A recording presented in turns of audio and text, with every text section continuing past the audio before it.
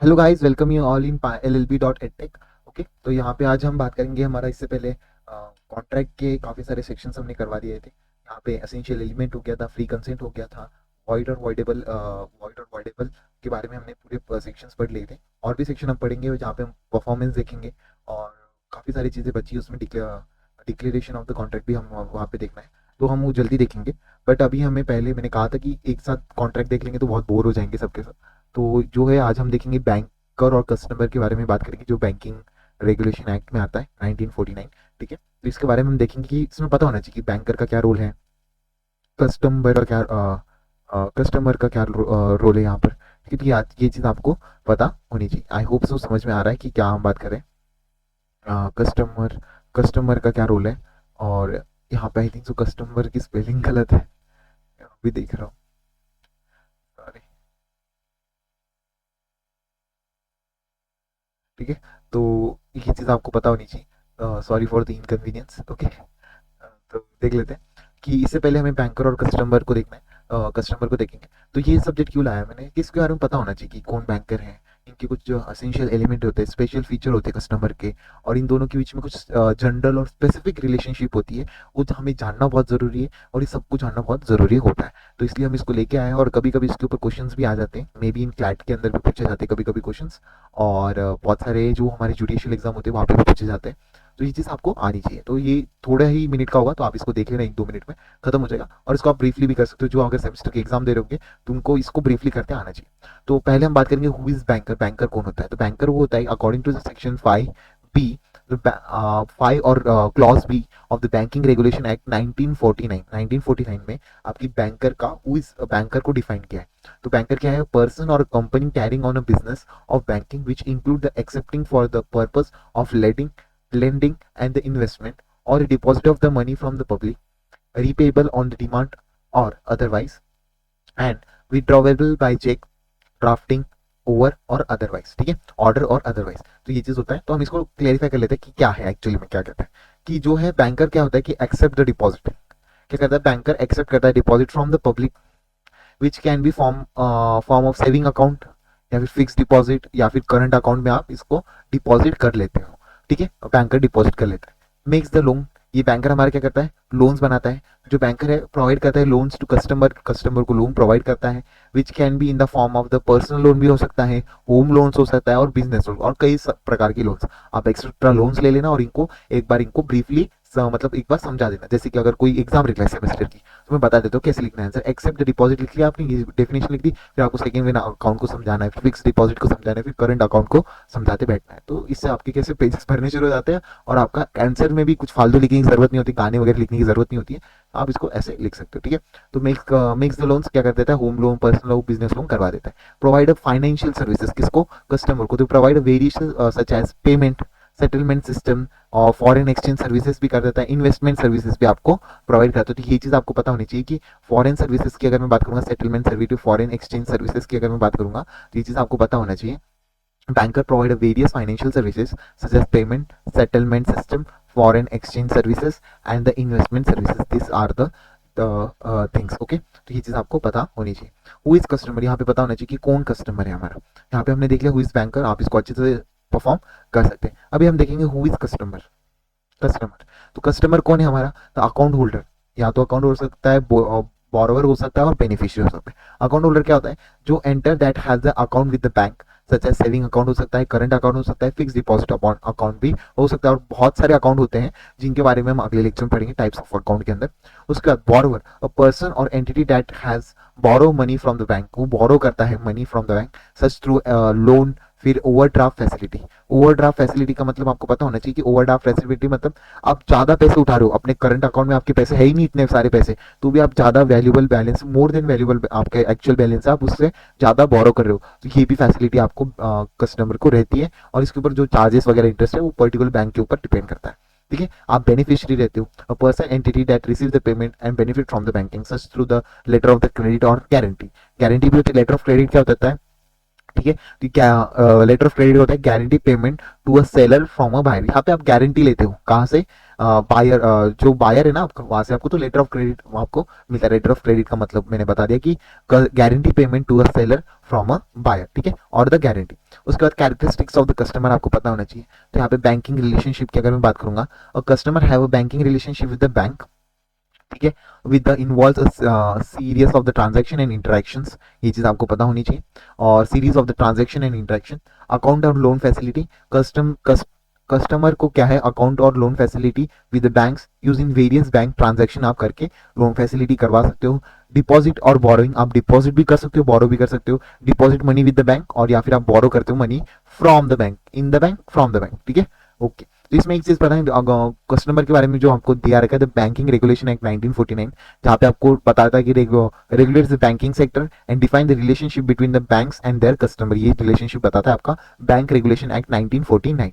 और customer protection act जो कि 1986 में दिया है, जो प्रोटेक्ट करता है कस्टमर के राइट को, इंक्लूडिंग बैंक कस्टमर, इसके अंदर इंक्लूड है बैंक कस्टमर, इसलिए मैंने ये एक्ट को यहाँ पे आपके सामने लेकर आया हूँ।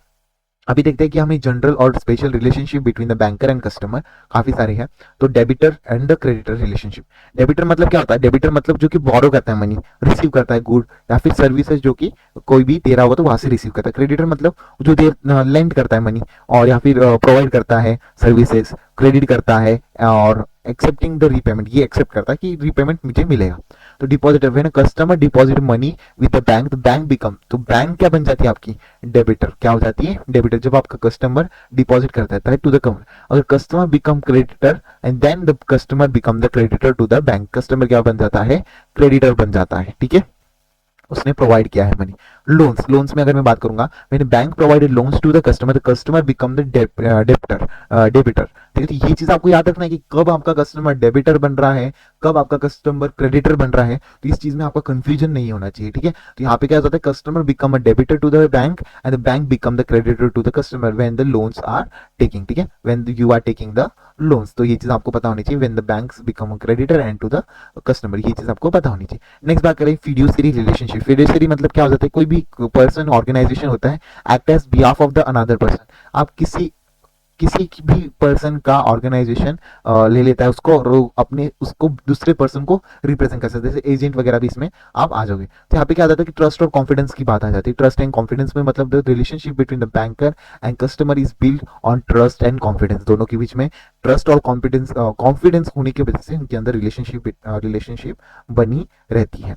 Duty of care, the banker has a duty of care act in best interest of the customer, best interest of the customer में ये है कि बैंकर की ड्यूटी है to act, duty of care to act best interest of the customer, आपका customer का interest बना रहे, ठीक है। तो इसको ड्यूटी ऑफ बैंकर को ड्यूटी ऑफ केयर है।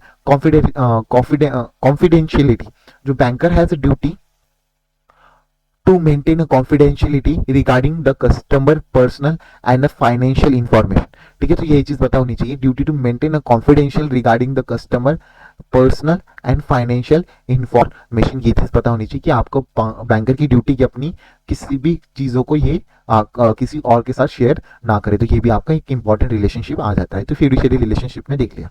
उसके बाद कॉन्ट्रेक्चुअल रिलेशनशिप में क्या होता है, इसमें अकाउंट एग्रीमेंट देखना। द रिलेशनशिप में तो कॉन्ट्रेक्चुअल मतलब कि part of the binding the law with the agreement, कुछ भी आप बाइंड कर रहे हो किसी को एग्रीमेंट के साथ, तो ये चीज पता होना चाहिए।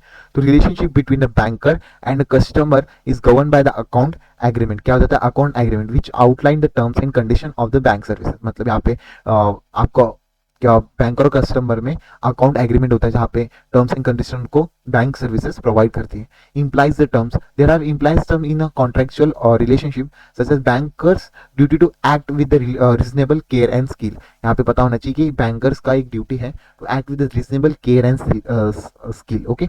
एक्सप्रेस टर्म्स, एक्सट्रीम टर्म्स क्या हो जाते हैं जो कि कॉन्ट्रेक्चुअल रिलेशनशिप में ही आते हैं, जहाँ पे इंटरेस्ट रेट, फीस, चार्जेस कितने एप्लीकेबल है, ये चीज आपको बताना होता है कस्टमर को, तो ये चीज हमारी आ जाती है। फिर बात करेंगे हम एजेंसी रिलेशनशिप, जहाँ पे collection of the cheque, payment of the bill. Collection of the cheque मतलब क्या हो जाता है, तो as an agent for the customer, bank कैसे काम करता है, agent is collecting cheque and the other instrument, बहुत सारे इंस्ट्रूमेंट आते हैं ना, आपने पता होगा कि नेगोशिएबल इंस्ट्रूमेंट एक्ट में हम पढ़ेंगे कि किस तरीके के इंस्ट्रूमेंट होते हैं, वो भी मैं आपको बताऊंगा। तो bank act as an agent for the customer in collecting the cheque and other instrument.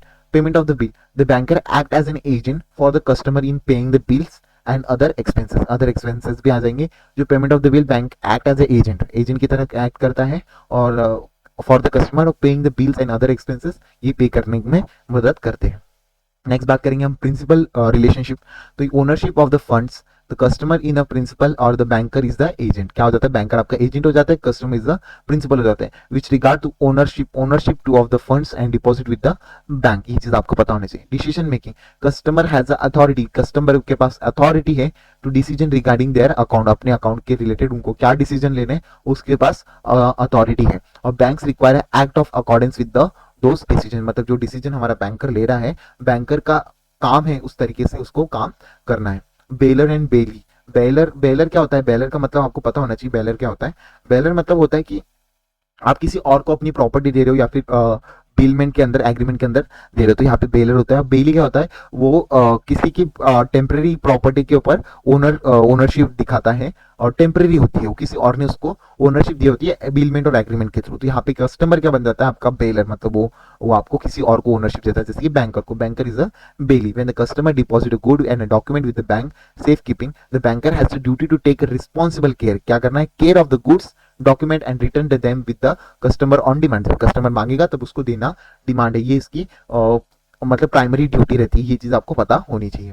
उसके बाद बात करेंगे ट्रस्टी रिलेशनशिप, बैंकर को ट्रस्टी बनाने के लिए for customer holding the property of the asset behalf of the customer, because तो bank में एक्ट एज अ ट्रस्टी। तो यहाँ पे बैंक कैसे ट्रस्टी करेगा कस्टमर की, कहाँ पे, बिहाफ ऑफ द कस्टमर, जब holding the customer property asset behalf of the customer. Banker has a duty to manage the trust property in according with the terms of the trust, तो वो अपने हिसाब से उसको मैनेज कर सकता है, जो टर्म्स ऑफ द ट्रस्ट रहेंगे उसके हिसाब से वो बैंकर मैनेज कर सकता है। Duty of the care, banker has a duty to exercise the reasonable care skilling providing banking services to the customer. ठीक है, तो exercise reasonable care and skills, इसके बारे में हमने आई थिंक से ऊपर भी बात कर ली है। ड्यूटी ऑफ कॉन्फिडेंशियलिटी की बात हो गई, डबल डबल आ गए ये दोनों भी।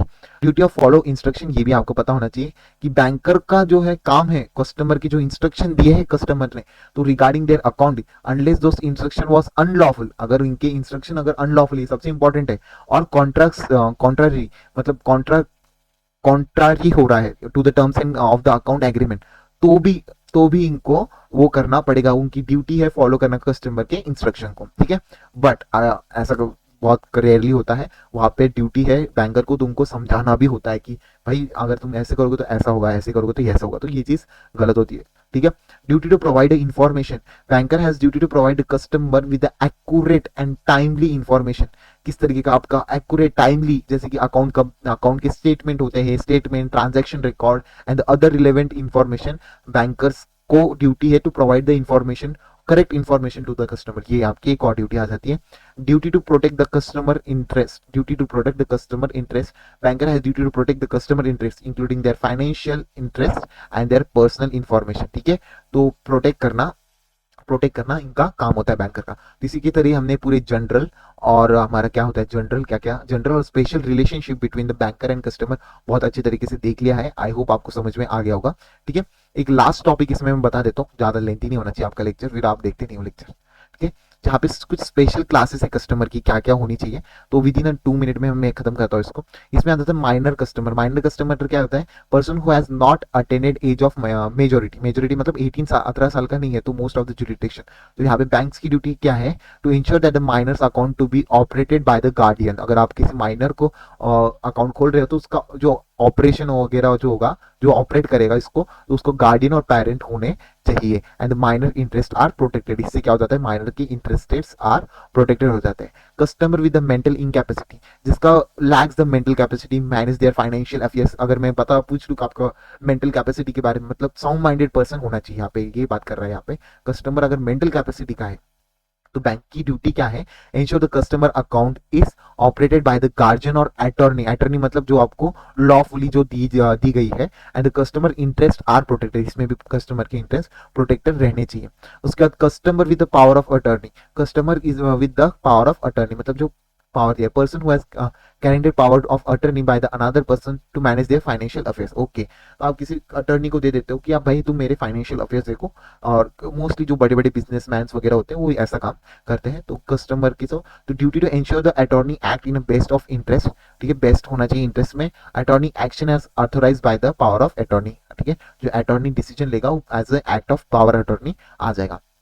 ठीक है, उसका trust customer, person enter that holds the property asset on behalf of another person entity is the beneficiary. Okay, हमने इसके बारे में बात कर ली है। जिसमें बैंक की ड्यूटी क्या होती थी, property to manage accordings with the terms and the trust of that beneficiary interest. जो बेनिफिशियरी का इंटरेस्ट रहेगा तो उसकी तरीके से उसको terms and terms of the trust को देखना पड़ेगा, और उसके यहाँ पे क्या हो जाएगा, इंटरेस्ट आर प्रोटेक्टेड। उसके बाद बात करेंगे executor, executor and the administrator customer definition, last page है। ठीक है, तो यहाँ पे एग्जीक्यूटर और द एडमिनिस्ट्रेटर कस्टमर डेफिनेशन में क्या आता है, person who has appointed to manage the estate and the decent person. Okay, तो मतलब डिसीड कोई भी स्टेट को कोई भी अपॉइंट कर रहे हो आपने इस स्टेट को मैनेज करने में, जैसे कि bankers has a duty to ensure the executor administrator act as accordings with the terms of the will, जो विल में प्रोवाइड है वही तरीके से करेंगे। और law of intestacy, the estate is manage in the best interest of the beneficiary, best interest होना चाहिए बेनिफिशियरी का, तो ये चीज आपको पता होनी चाहिए। बैंकरप्ट कस्टमर, जैसे कि person who has been declared bankrupt by the court, जिसमें बैंक की ड्यूटी क्या हो जाती है, तो bankrupt customer account is operated in according with the bankruptcy law के अंदर इसका जो अकाउंट है वो करेगा। That customer creditor are protected, credits are protected, जो इसने क्रेडिट्स डाले हैं वो प्रोटेक्टेड रहेंगे। इंसॉल्वेंट कस्टमर, जो कि पर्सन वाज अनेबल टू पे देयर डेट्स, डेट्स नहीं पे कर पाते, जैसे कि कुछ फार्मर्स हो जाते हैं वो डेट नहीं पे कर पाते, तो उनके लिए है द बैंकर्स के ड्यूटी क्या है, to ensure the insolvent customer accounting operate करने में accordance with the insolvency law के थ्रू आप इसको मॉनिटर कर सकते हो, और कस्टमर क्रेडिटर इसके अंदर भी प्रोटेक्टेड रहेंगे। ओके, तो इसी के साथ मैंने special cases for the customer में ही देख लिए हमने, special classes for the customer देखना है आपको, याद रखना है, स्पेशल क्लासेस बहुत इंपॉर्टेंट हो जाते हैं। और इसी के साथ आपका बैंकर और कस्टमर का पूरा यहाँ पे खत्म हो जाता है। उनके रिलेशनशिप देख ली हमने, कौन है बैंकर कौन है कस्टमर, उनके स्पेशल रिलेशनशिप देख ली, जनरल रिलेशनशिप हमने देखनी, और अपने special case of the customer भी हमने इसके साथ देख लिया। तो thank you so much, I hope आपको अच्छा लगा होगा, तो do like comment and subscribe. Thank you so much guys.